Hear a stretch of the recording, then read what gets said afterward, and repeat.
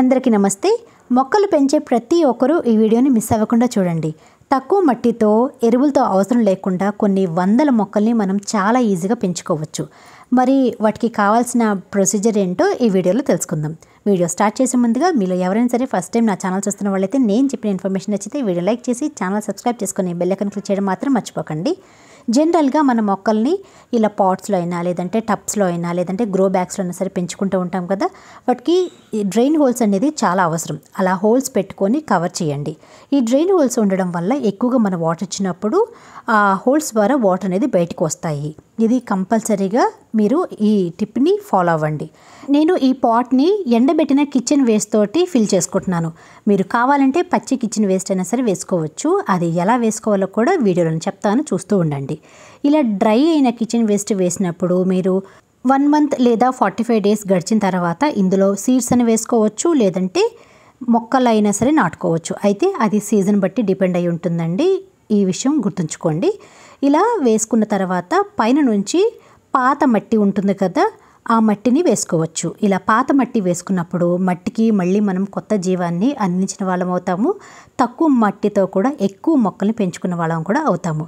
అంతేకాకుండా ఇలా మనం సాయిల్ ప్రిపేర్ చేసుకునేటప్పుడు సాయిల్ కూడా చాలా లైట్ వెయిట్గా ఉంటుంది. అంటే అస్సలు బరువే ఉండదన్నమాట. కొంచెం మట్టితో కూడా మనము ఎన్నో మొక్కల్ని ఈజీగా పెంచుకోవచ్చు. వాడిన మట్టిని మళ్ళీ మనము వాడుకోవచ్చు. అలా వాడుకునేటప్పుడు మళ్ళీ కొత్తగా ఎక్కువగా ఎరువులు కూడా వేసుకోవాల్సిన అవసరం లేదండి.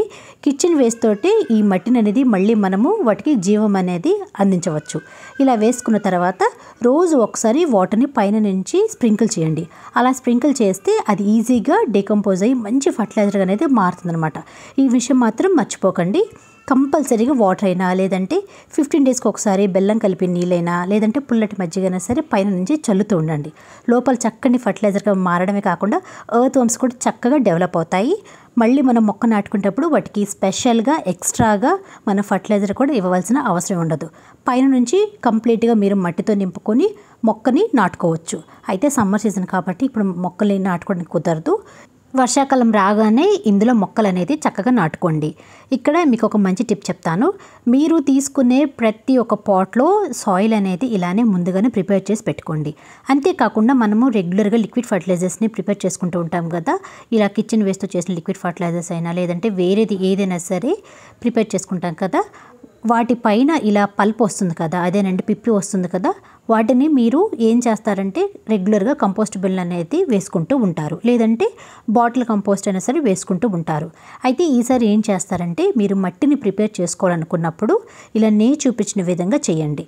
ఇలా మొత్తం ఆ పల్ప్నంతా కలెక్ట్ చేసుకొని వాటిని ఏదైనా సరే పెద్ద మొక్కలు ఉంటాయి కదా, వాటికి చిన్న గుంత తీసి అందులో పెట్టేసేయండి. అలా పెట్టడం వల్ల ఎర్త్ వర్మ్స్ కూడా చక్కగా డెవలప్ అవుతాయి.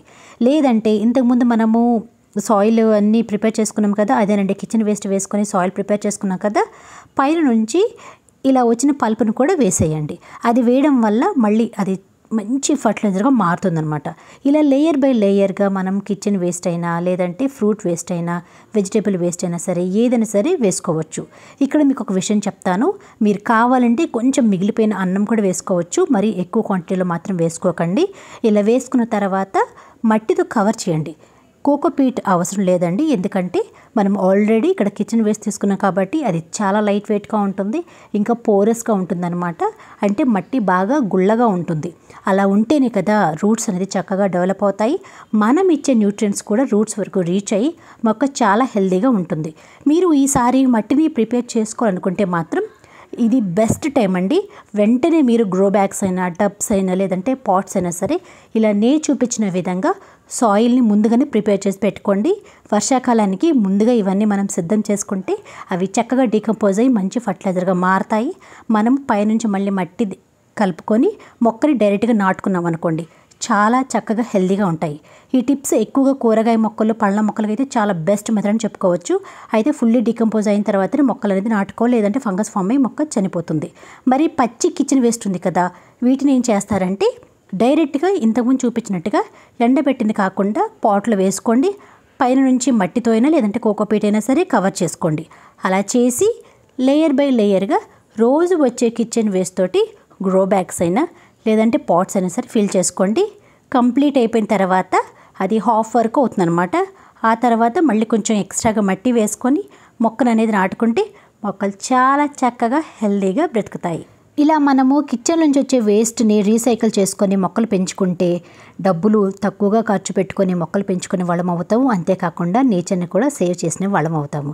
మరి నేను చెప్పిన టిప్స్ నచ్చితే మీరు కూడా ఫాలో అవ్వండి. వీడియో నచ్చితే మర్చిపోకుండా లైక్ చేయండి. నెక్స్ట్ వీడియోలో మళ్ళీ కలుద్దాం. అంతవరకు బాయ్.